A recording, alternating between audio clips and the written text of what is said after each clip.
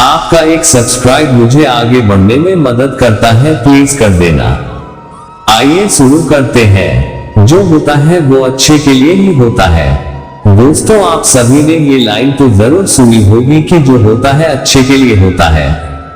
हम में से बहुत से लोग इसका सही मतलब नहीं जानते हैं, परंतु अगर किसी की मृत्यु होती है तब सभी यह कहते हैं कि जो हुआ अच्छा नहीं हुआ।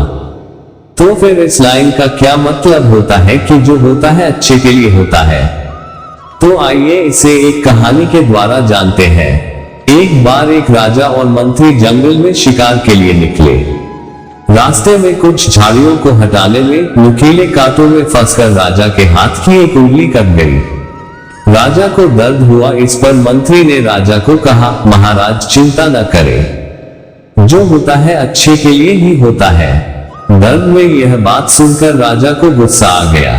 उन्होंने तुरंत अपनी सेना के आदमी बुलवाए और मंत्री को महल के जेल में भिजवा दिया और उसे कारावास में रहने की सजा सुना दी।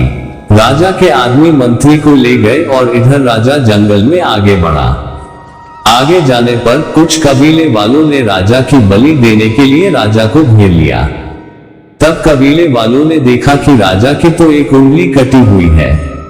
राजा का एक अंग भंग था और ऐसी कटी उंगली वाले की वो बलि नहीं दे सकते थे, इसलिए उन्होंने राजा को छोड़ दिया। उंगली कटी हुई होने से राजा की जान बच गई। तब राजा को मंत्री की बात समझ आई।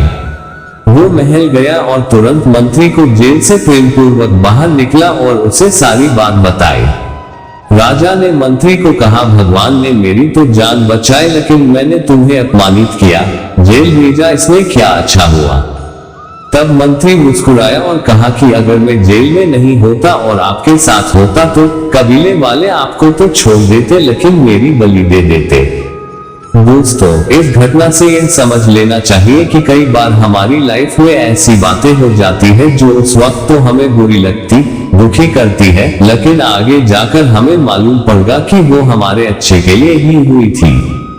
दोस्तों, आपको ये वाला आर्टिकल कैसे लगा ये कमेंट सेक्शन में जरूर बताना।